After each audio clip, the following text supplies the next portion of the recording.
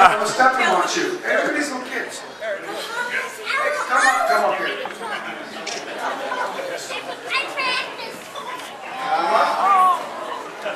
Wow, look at you giving a rose little baby Peter. Baby Peter, that's baby you. Look at that. Show me your rose. Oh, you got a mic? Where's my mic? This for me. Hello? There we go. Oh, look at that. You brought me those. Is that for me? You brought me that rose? I can't tell them apart. Adam, can you say hi? Everybody say hi. Kiss Expo Indianapolis. Indianapolis. Hi, Expo Indianapolis. Can you sing a song for us? Can you sing that? Yeah. Let's hear it. Come on. I really know how I know. Like this is.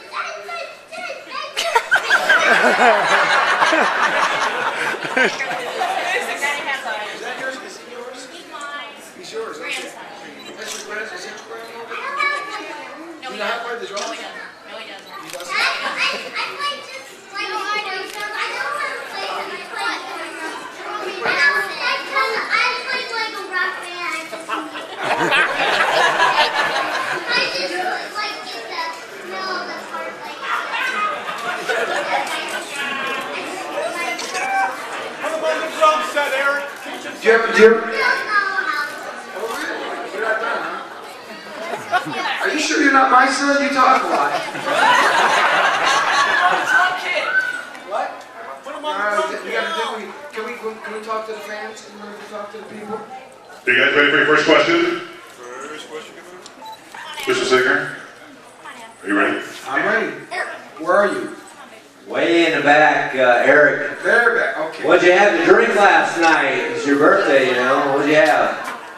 What I have to drink? Nothing. I flew on an airplane. Tommy and I flew from LA at 10:20 and got here. We got here at 5 o'clock in the morning. Well, maybe I'll have something tonight then here in a minute. Well, maybe.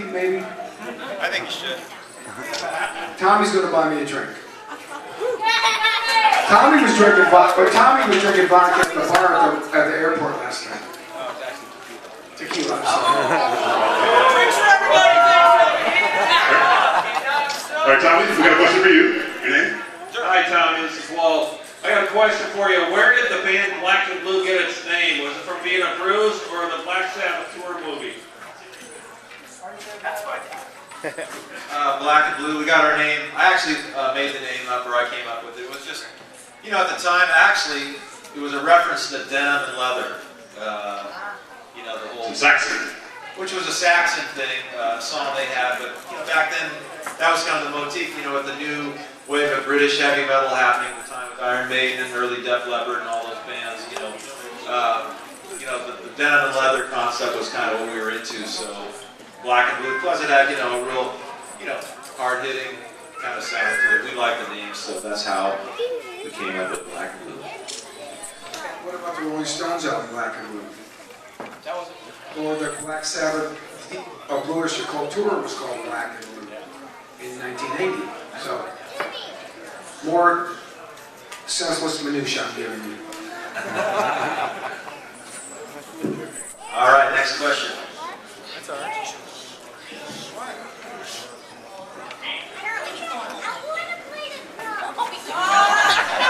You have to ask the band if you can play their drums. I don't. Anyway, what's the next question there, Ace? I think Keith has one. We have one over here, Tommy. Okay. I'm on the side. Three of them. Yeah, when are you guys planning on releasing Monster? Is that going to be maybe in summer or maybe in fall release? Come on, we need it. I'm going to defer that to Keith LaRue, who's in the middle of the room out there, because I knew we were going to get asked this question. We actually called Paul earlier. He hasn't called back. We'll try to get a little bit to try to answer it. But I think it maybe I don't know if we know the exact date yet, believe it or not. What's happening is, as you know, we're starting V Tour in the middle of July, Kiss and Wildly Crew. And I know probably every one of you guys is going to be there, at least for one or two shows at least. Meet and greet, sure. But our game plan is to go out, start the tour, and then get the Kiss Motley Crue tour, going, and then the album will come out sometime after that. So, I'm not exactly sure the date yet, but it's not going to be right away yet, unfortunately. But it's a great record. We're really proud of it. Turned out amazingly. You guys are going to be pretty blown away when you hear it. It rocks hard. And it'll be out sometime this year, so stand by on that. You guys both singing? Yeah, Eric and I are both singing songs on this record. I believe there's going to be 12 songs. You've probably read in some of the articles that have been out, some of the song titles have been floating around already. Eric sings an amazing, it's one of my favorite songs on the record. It's called All for the Love of Rock and Roll. Cool. Which is a song that Eric's singing.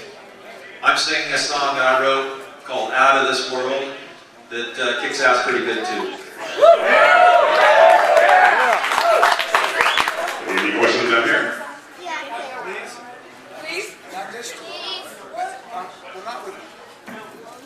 Just so people know, when we do the Kiss Motley Crue tour, because there's both bands are headliner bands, it's going to be, you're going to get the full shows that both bands do production-wise, but everyone's going to be able to have to do a limited set time-wise because there's actually 3 bands on the tour. There's another band called The Treatment from England that's the opening band. So there's actually 3 bands. And so once we do the tour with Motley Crue, then we're going to focus on Monster, and then we'll do a full Monster tour, Monster themed, everything. And songs from Monster will be featured and all that stuff. Because it doesn't make sense to put a record out and then have everybody keep saying, so what's it like hanging out with Tommy Lee? Because that's what's going to happen, right?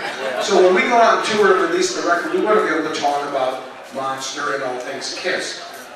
Because I think Motley Crue's going to get the same thing. They're going to ask him everything about Kiss. So, it's going to just be a couple-month tour, and then we'll be off and running. This is going to go on for the next 2 years. So you're going to see and hear a lot about Kiss over the next couple of years. Wouldn't you say? All right, we got another question down front here. Hello, Tommy. Eric. Got a question. About 20 minutes before I came to this show, I bought a brand new Gibson guitar. I walked through the line. I told you I was going to create a Tommy Thayer guitar. And with that, I'm going to let you go off and run, sir. Tell me more. What are you talking about? All right, I'm going to announce here now with the 300, 400 people that are standing here, that I will have my own signature guitar coming out this summer.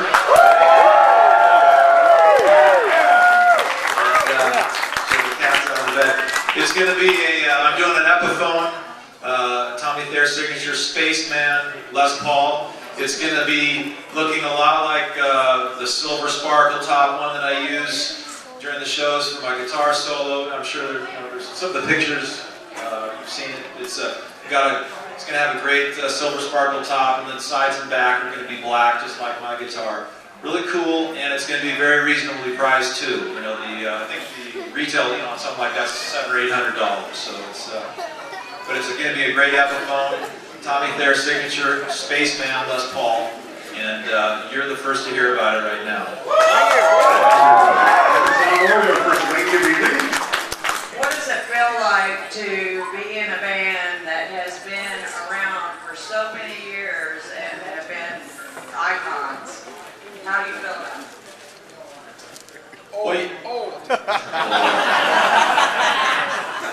Sometimes words almost can't describe. People ask us that. Eric and I, they ask us the question. And to be in a band like Kiss is something that's so, phenomenal and unique to be doing it. It's almost hard to describe how cool it is. Obviously, if anybody here, if you play guitars or drums and you were asked to be in Kiss, it's a pretty cool thing. It's something that's hard to describe. It's a phenomenal feeling, and we're just proud to be Kiss, members of Kiss, and what can you say? It's a legendary band, and so it's not a bad deal. You got one? Yeah, we got one over here. Is there any chance that you could open with I Stole Your Love again? Would you like to hear I Stole Your Love in the set? Yeah. Absolutely. Hell yeah. We will take that suggestion back to Paul and Gene, and the four of us will talk about it. You know, like Eric said, it's hard to decide. You know, you've heard this spiel before. It's hard to decide what songs to do in the set because there's so many amazing songs, and then you start cutting songs out. You know, what are you going to cut? You know, so I love "I Stole Your Love." I remember I saw Kiss back in 1977 in Portland, Oregon. Cheap Trick was opening up. Excellent. And they opened up with "I Stole Your Love," and it blew me away. So I think it's an amazing opening song. It's a great song in the live set. So we'll definitely take that suggestion because it's a good idea, and you never know, we might just throw it in there. All right, we have the female question here. Hi. I just have more of a statement than I have a question. Me and my dad's way back. We came together a couple of years ago, and I brought him to his first concert with you that he hasn't been to since '76. And I was born in '79, so as I've grown up with you guys, with him, and you brought us closer together as father and daughter, and now every year we come and see you. And I told my friends, I said, I know it's Mother's Day weekend, but I'm hanging with my dad. So thank you for bringing me and my dad much closer together. Oh, wow. That's so cool. Thank you for that. That's a really thoughtful thing to say. And, it's so great that KISS does have that kind of impact to bring people together, the music and generations, between fathers and daughters, like you're talking about. I think that's just fantastic. Hey, Lamb. Cool. Smile. Going over here. Pretend you're paying attention. Hi. Tommy, when you were teaching Ace back all of his solos for the reunion tour, was it like easy or hard or what? Careful. Surreal. I think surreal would probably be a good choice. I'm sure it had to be interesting for you. Well, it was, for those that don't know, but most of you do know, when they did the reunion tour in 1996, they asked me to come in and work with Ace, who was a big hero of mine, obviously, growing up, and so what a thrill that was. I kind of met him when, Peter came in, and, we just sat down and with a couple guitars, a couple amps, and, it really was a lot of fun, because Ace is he's a pretty cool guy, and he has a real cool side, and a fun side, and I think it was more like just two guys jamming out, having fun, trading licks, what a thrill it was for me at the time. So it was a cool experience, and it wasn't so much about me teaching him, it was more about just sitting down and kind of reacquainting, with the stuff, because when those guys went out and did solo tours, they deviated a lot from the original way the songs were played and recorded back in the 70s, as we know. So that was the main intent, to get back to those parts the way that they originally were, and the same thing with Peter Criss too. So, it was fun, and back then that was a cool experience, and I really enjoyed it. Did you have any of that on DVD or on video? He asked if there's anything on DVD. Not that I recall. I don't think we've taped anything doing that, no. All right, we got a question here back on the soundboard. Alright, actually I don't have a question, I have a statement as well. My 21-year-old brother is now currently serving in Afghanistan, and this is his first time going to war. And back when he had first started in the Air Force, he was sent to Minot, North Dakota, and he was sent to guard the North Dakota State Fair, and you guys played there. He got to guard you guys, and he was really appreciative of actually doing it. And my mom and me being huge KISS fans, he calls right up right away, oh, I'm guarding KISS at the North Dakota State Fair.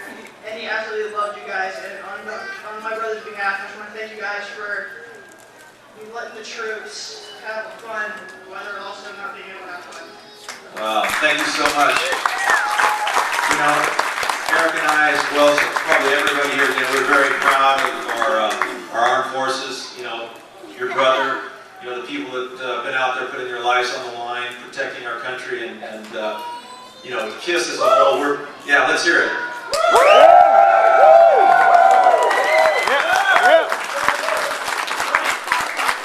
And KISS as a band, we're very much genuinely behind that whole supporting the troops, as you know. We have the Wounded Warriors Project that we donate $1 from every ticket to, and we're going to continue to do that this year on this tour with Motley Crue. So, it's a great,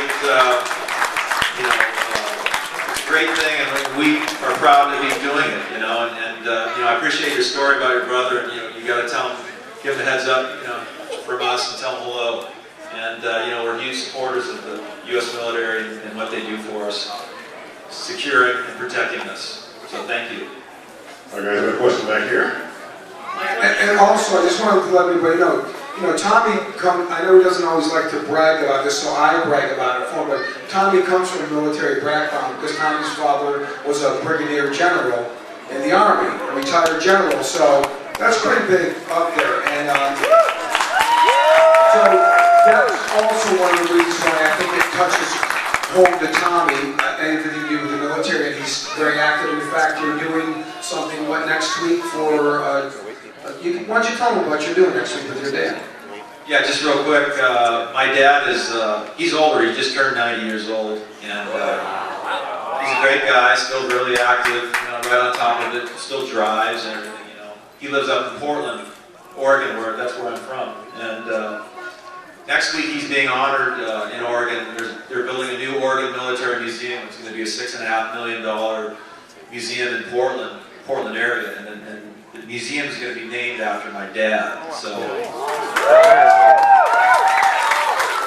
a great honor for my dad and our family, and we're really super proud of him and everything that he's done. So I'm going to be going up there. We're doing a big party to celebrate that and kick off this campaign to raise the money, because it's going to take 2 years to raise that much money, get big corporations and foundations involved and grants to get the money raised. But it's something that's really close to me, and so we're doing this event this May 18th, next Friday, up in Portland to honor my dad. And thanks for mentioning that, Eric.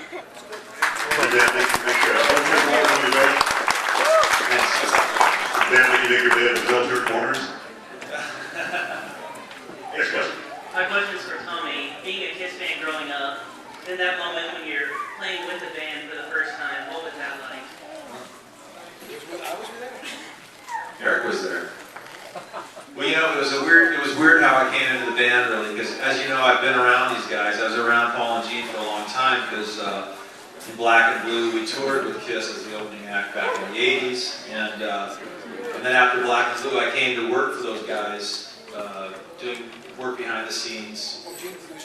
Well, Gene produced a couple records for us. That was before that, but then at the time I needed a job, and I came to work for KISS doing whatever needed to be done at the time, which I didn't mind because it was a cool job. Anybody here would want to work for KISS if you could, right? And so basically, it was a long story. I was doing these things, and then they started having problems with Ace, and pretty soon he was kind of becoming unreliable. They didn't even know if he was going to show up for certain shows, and they figured that since they knew I could cover the parts on guitar, that just in case something happened like that at the last minute, that I'd be there to do it if it needed to be done. That was the premise to begin with. So, and it happened. And it actually happened. There was a couple of false calls, on the farewell tour. There was a show in Irvine, California, where I was actually in makeup and costume, ready to go, and then Ace showed up at the last second. And then another occasion like that, around the same time period. But then eventually, we were going down to do this private concert down in Jamaica at the beginning of 2002, and Doc and Paul and Gene called and said, you know what, we don't think Ace is going to be there. They had a really strong feeling about this one, and he didn't come to this concert, so I went down and did the show, and that was really the first time on stage, in KISS with, makeup. I wasn't really officially in the band at that time. I was just kind of filling in. And I did a couple shows like that, but that was just really kind of a mind-blowing experience, As you know, some friends of mine and I had a tribute band just for fun called Cold Gin a year or two before, so the reason it worked is because Paul and Gene used to come see this band, Cold Gin. They'd laugh at us, and it was a lot of fun, because it was funny. Eric was there too, but they knew that I could step in and do it. They knew I could play the parts and make it happen, So that's how it started, and then the first official gig for me was the KISS Symphony show in February of '03, which is about a year later. So, but it was just mind-boggling to be doing it. Up there, it's like it's a surreal experience, like you're in a different plane. Being up on stage. You're in KISS in makeup on stage with 6-inch platform boots on. It's an amazing thing, and it's really hard to describe. Keith's got some questions over there. Over here. First of all, thank you very much. Anthony Yates from Chandler, Indiana. Thank you, Tommy, for setting me and some friends up when we ran into you in Indianapolis. We were in both costume and makeup, as am I today. You set us up on the guest list for the Detroit show, where VH1 came through and gave us an interview. Three different spots on that show. We wound up on camera three different times. And which show was that? Detroit, Pine Mountain. Which tour? That was Farewell, I believe. Okay. When VH1 came through, they did the fan club series, and we actually wound up on that. So thank you very much for that. Very, very cool. Also, my wife, who's right here, camcordering, we did a Kiss wedding 3 years ago this Halloween. Kiss costume, Kiss makeup. We replaced the regular bridal march with I Was Made for Loving You. That was her decision. So we thought about maybe renewing our vows if we can sometime, preferably at a Kiss concert, which would be very cool. Okay. Talk to that man right there. I will defer to him. I think it's a great idea. Obviously, something like that could be cool, but we'd have to work it out. And seriously, Keith is the guy to talk to, actually. Very cool, very cool. Also, concerning the new Monster album, has the staging been drawn up, and is there going to be significant changes to the costumes? And can you give us insight on that, either or both of you? Well, you've seen the pictures. We've been wearing new costumes now, or variations of the Sonic Boom outfits. We really like them. It's funny when you do new costumes. There's always kind of a, you put them together and then you go out and you wear them. There's always kind of adjustments and things like that. Because you almost have to see video, you almost have to see pictures to kind of say, maybe I should tweak that. That looks a little this, So it's kind of interesting. People saw the new outfits, and people, the response is really positive. But there's a lot of people that have all these comments and criticisms, and that's normal. But it's kind of like, give us a chance, we need to tweak this, and that's kind of part of the process, and it always has been. If you go back and look at the process when Kiss had new costumes, even in the 70s, there was always tweaking going on, and I know you're very astute to this because you obviously pay a lot of attention to it. People that pay close attention to the detail, you notice there's always changes and tweaks going on with the outfits constantly, so that's part of the process. Hold on, go ahead. I just saw all the Kiss guys, all in that one day. I was like 4 years old. I saw all the Kiss guys. That's a good part. That's great. I think you like Kiss, huh? I can tell. Let me get a question to him in the front, okay? Because there's people up here too. Look out, sweetie. What's your favorite song that you don't play on stage? Tommy, it's all about you. I've done this before. Favorite song? That you don't play. That you don't play. Oh, I like one song I've always kind of lobbied to play with everybody, but it never seems to happen. I really love All Hell's Breaking Loose.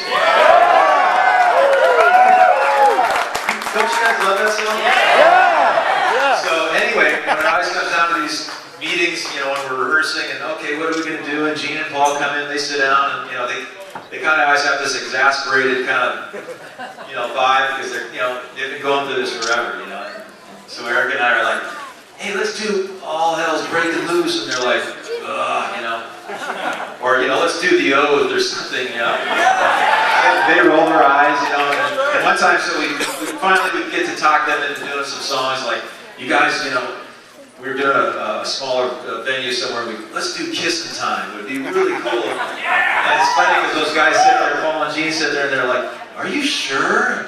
And we're like, "Oh yeah, it would be cool. I mean, fans would love it, And they're so funny. And we played. It sounded really cool. And at the end of rehearsal, Gene walks up and he goes, "Are you sure we should do this?" And I go, "Yes, we should definitely do this." So it's that kind of thing. These guys, it's almost like they don't have the fans' perspective, like all of us do. And Tell them the setup goes. You'll call me up and say, let's get a let's learn the song. And Tommy will say like, hey Eric, we should try to do these cool songs. So let's learn them, meaning me and him. Because Gene and Paul are pretty good about, and they might not remember completely, but like Paul's really good. He knows the lyrics to every Kiss song, no matter who sang it. It's pretty amazing. Gene forgets the lyrics, as you all know, right? That's right, Gene doing the song, Gene will be able to go, the words, Paul knows all the lyrics. He really has an amazing memory for stuff. So Tommy and I will learn a song, and we'll go, Eric, I think we should, like, let's do All Hell's Breaking Loose. So we'll like kind of start trying to jam and get them to at least jam in it, rehearsal, play a little bit, and Paul will be looking at me like this going, or he'll go, that blows. I'm like, oh, come on, Paul, you got to give it a chance. He'll be like, well, we played it on this tour, and the fans just weren't, they got no reaction. You got to remember, they played all these songs or tried playing them at different points, and they're basing it on maybe sometime, maybe 1980, they might have played a song on tour, and some of you might have even been there, and maybe they thought the reaction wasn't good, or it wasn't favorable, so they think it doesn't work in concert. But Tommy and I really do have a genuine fan perspective, because we are Kiss fans, and started off as Kiss fans. I mean, literally from day one, first record. So we do have a unique perspective that we try to bring to the party, if you will. And we think it's like Tommy always says at every tour, I really want to do All Hell's Breaking Loose, because he loves that song, and it is cool. And I always want to do is it Oath that I always want to do Oath the Elder? What's one of the and we'll get Paul to at least jam in our rehearsal. That's Oath, yeah, or no, that's not. Not that one, yeah. Oh, the Oath, that's the Oath. Yeah, then it goes into the fast double bass part, right. So we always try to get them at least, we'll end up jamming this stuff, at least at rehearsals a little bit, but getting it to the point of getting it on stage, that's the tough part. Because, at the end of the day, most people don't know that stuff. That's obscure stuff for kind of us diehards. Right. It's really kind of funny, because for those of you that were on the Kiss cruise, which was great, by the way, we were trying to do, really push the envelope a little bit as far as, I think we ended up playing every song off Dress to Kill, well, except one.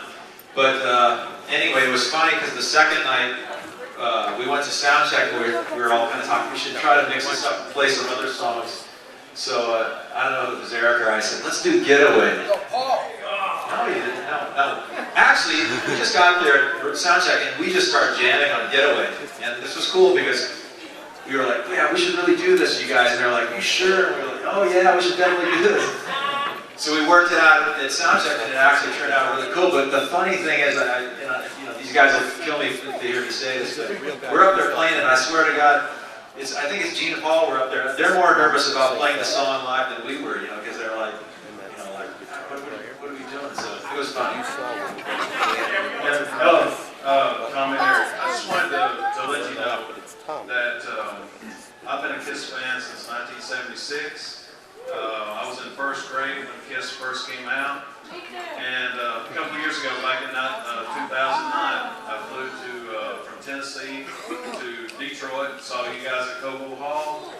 Probably the best experience I've ever had. I've seen every tour they've done since Creatures of the Night. And after that show, I walked down the street back to my hotel room, and the thing that I was thinking is that from the time that I first learned about Kiss in like 3rd grade till now, I'm 44 years old, Kiss has epitomized everything that rock and roll ever aspired to be. And they wouldn't be around today kicking ass like they are if it wasn't for you and Eric. I'm talking both of you, but I really appreciate the contribution that you guys have made and stepped up, and you have been members of KISS, not just hired guns, in my opinion. So I really appreciate it, and I'll tell you, the lifelong friendships that I've made through KISS, with my buddy Jason Herndon that's here today, we've had so many good experiences just being KISS fans, going out doing stuff like this, going to conventions, to concerts and so forth. And, you know, there's 4 generations of KISS fans today because, you know, we're coming up on 40 years. I've seen KISS through good times and bad times. When I was in high school, it was not cool to be a KISS fan. A lot of people don't even understand what that means anymore. But, I mean, this is such a cool thing to have KISS around today, and I really appreciate and I salute both of you guys. You're all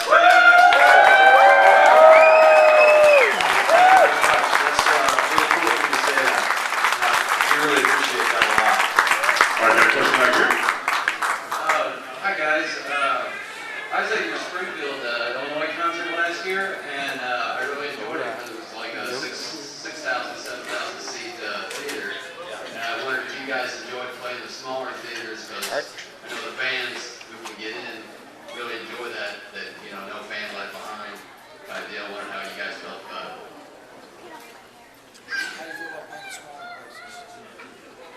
Well, you know, we really enjoy playing the smaller places just like the bigger. I mean, when you play anything 6,000 or less, you know, we played some gigs, you know, where there might be 3,000 or 4,000, you know, like at you know, one of the casino gigs or something we do occasionally.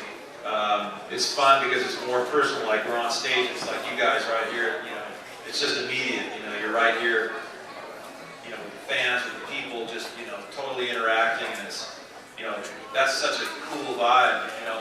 On the other hand, when you're playing a huge venue like a big stadium or a festival where there's 80,000 people, such a big crowd, you can't even see the end of the crowd. You can't see the end of the crowd when you look that way, or when you look that way, and there's a barricade that's, you know, 20 feet, you know, in front before you even get to people. It's like, that's a whole different vibe. It's really exciting because, you know, it's so enormous and so over the top, but it's a completely different kind of a feel, you know. You almost have to project to the cameras and you know, project bigger.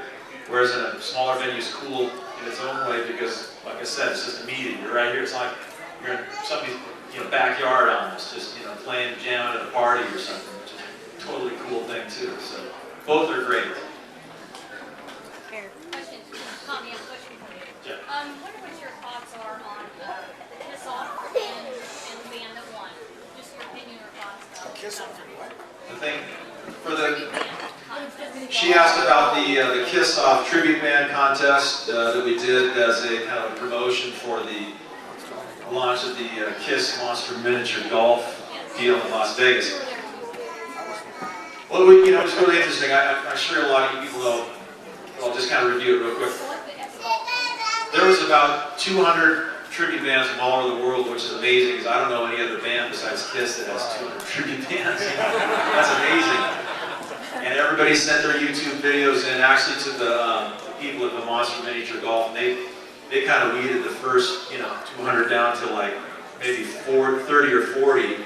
And then at that point, Keith LaRue and myself and I think, what's her name?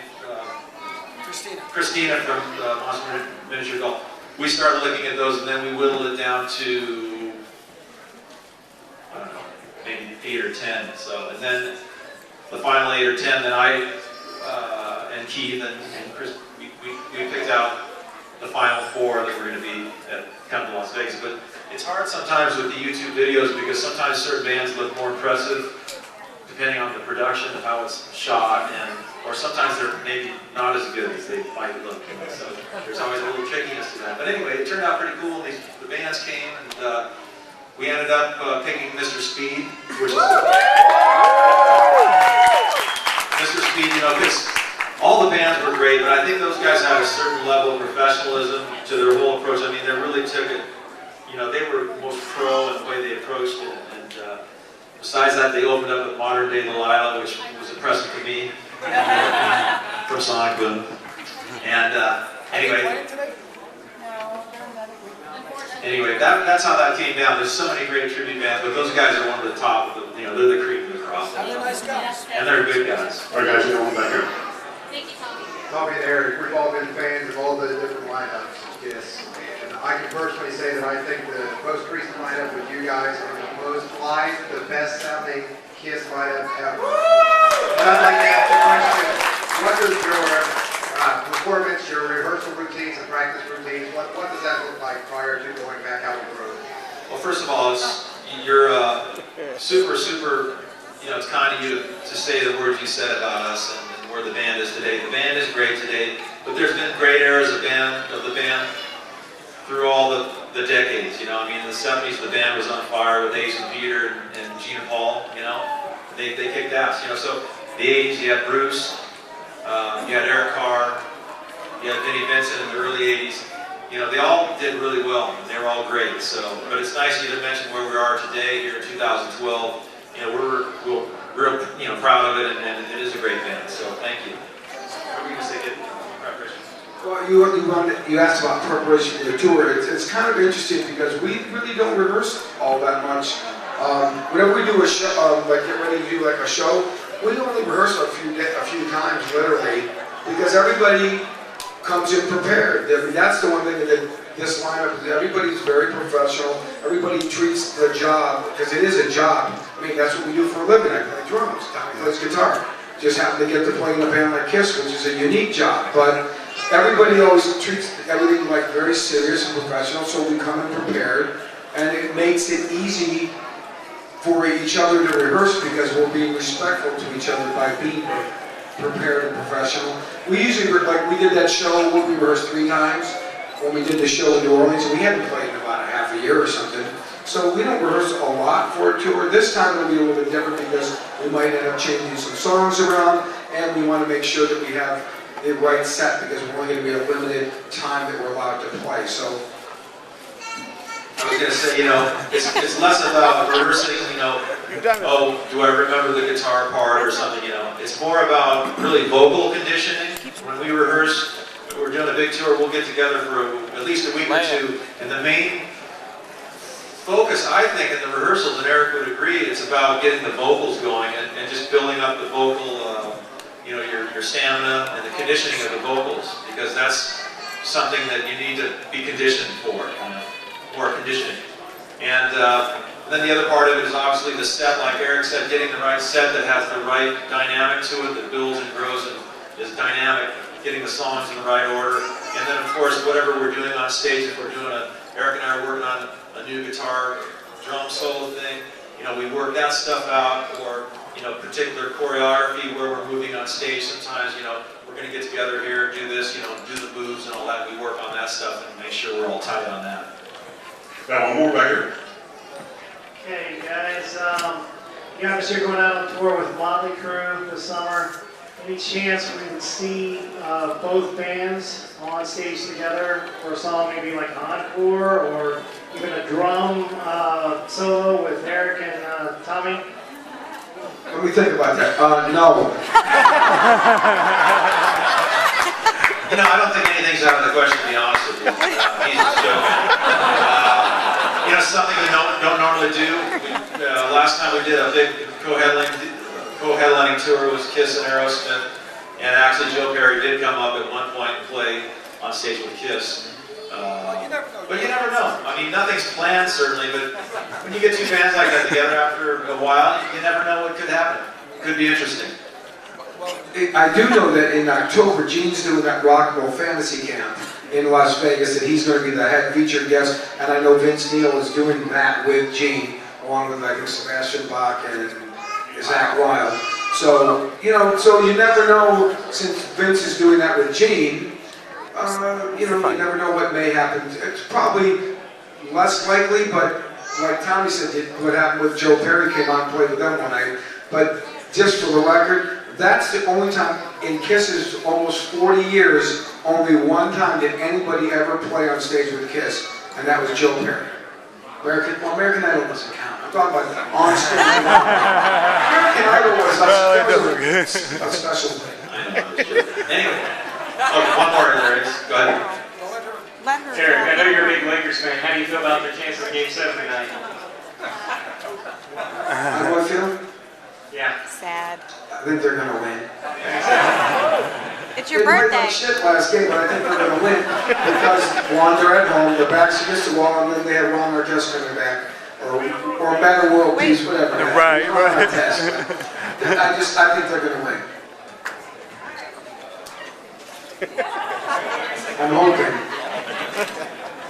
Look, she had her arm up for 2 hours, so. Okay, I have 2 questions. One, who jokes around and who's always really serious when you're like practicing? Okay, who jokes around? Who's really serious? I think you're looking at those. The answer to your question is right here. Right? You're really serious. I'm very serious. I am serious. Do you believe that for a second? This goofball? Hey, what's it? Hey, I wanted to segue into something else. We were talking about Monster, the new Kiss album, which is going to be coming out sometime before too long. Also, we call this the Year of the Monster, 2012. We're also putting out this big monster book. And right here today, for you guys, we brought a few of the pages out from the book so you can see. We don't have the book, but we have some of the proofs and things we wanted to show you. Is that how big it is? Double page. Yeah. What this is the book is, some of you know, but I'll explain that the book is basically a retrospective of the band going all the way back to the beginning, and it's all live, cool, a lot of rare live shots through all the makeup eras of the band from 1973 all the way up to present day. So let me explain this. This would be how big the book is when it's open. Because a lot of the photos are going to be full 2-page spreads like this, which would be 2 pages. There'll be a, thing down the middle, so it's actually called an alley. But anyway, this is just an idea to give you guys how big the book is going to be. It's so massive that it's going to be, oh, we got the cover. It's going to be so big that it'll come with a stand, a metal stand that the book will actually sit on in your This is what the front cover will look like.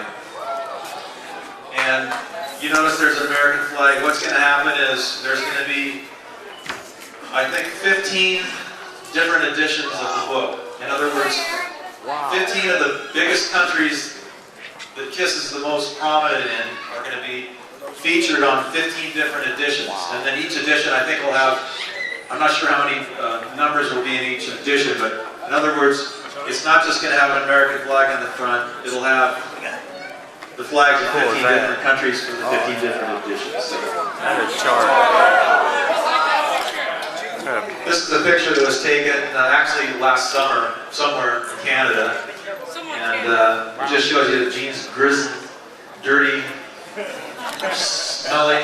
Does anybody here own a nail salon? Gene could use one. He could use a manicure. Yeah, so but it's great photos. A lot of it's mostly photos you've never seen.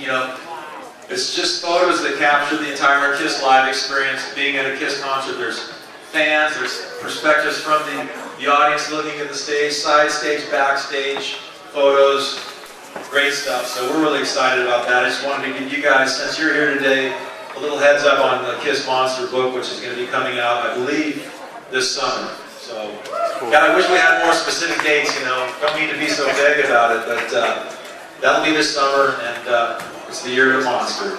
Okay, before the guys. Yeah, as a matter of fact, we're going to be over in London the first week of July doing a big promotion, press release for Kiss Monster book. And but anyway, you guys got to see and get an exclusive first-hand look at this. Nobody's ever seen this stuff before outside of the band, so Eric hasn't even seen this before, so we wanted to take care of you guys here today because you guys are special. This is the Indianapolis Kiss Expo, and you guys rock. We appreciate it. All right, before we guys get back to the autographs and dripping and grit, Keith has one more thing to say. I want to thank Tommy for coming first of all. We've been trying to get him for a while. Yeah, thank you.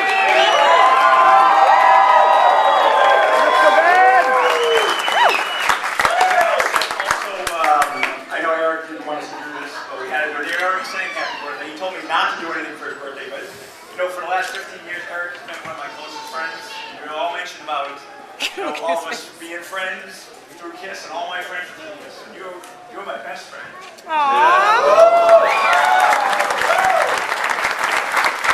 So there, sometimes Keith thanks me for working for KISS, and other times he blames me. It just depends on it. But actually, Keith's now become a really good personal friend of mine. You know, the great thing about music is the soundtrack to your life. It really is. When you think of a song or hear it on the radio, you go, wow, I remember being at prom, or I was in 6th grade. We've all told the stories. We all share those stories now because of KISS. And that includes us too. Okay, happy birthday to you. Happy birthday to you. Happy birthday, dear Eric. Happy birthday to you. And this year we're going to have the wall 54 candles. I look stoned in that picture. Look at that. Eric, are you 54? He's 54 going on 13, trust me.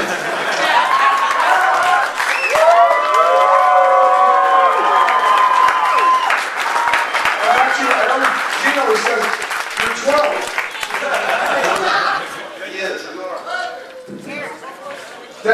Seriously, on a serious note, I want to thank everybody for coming. I know I've been here many times. You know, Tommy's, it's his first time, and I always have been telling him, you know, you should come and do these. The people will really be glad to see you. They'll really appreciate it. It's a long, you know, it's a long day. You know, just like the whole time we're sitting there, everybody's saying, "Oh, aren't you getting tired? Isn't this difficult to sit down?" And you know, Gene told me something a long time ago. He said, "Eric, what sucks is if people didn't want your autograph." And you know something?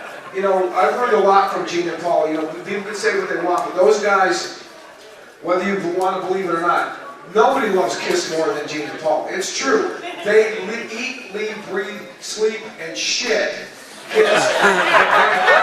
I'm saying it because it's true. I mean, they really do. They really do care about it. Yeah, they're businessmen. Yeah, they like making money, but so do you. And the bottom line is, they love KISS more than anything. Because you know something? They don't need to do this anymore. They got more money than God. They do this because they really do love playing and performing for all of you. And that's why we still make records, still go out and put our heart and soul into, you know, new costumes, new music, I mean, this year you're going to have a whole new stage show. You're going to have everything new. And it's because they still love it because you want it.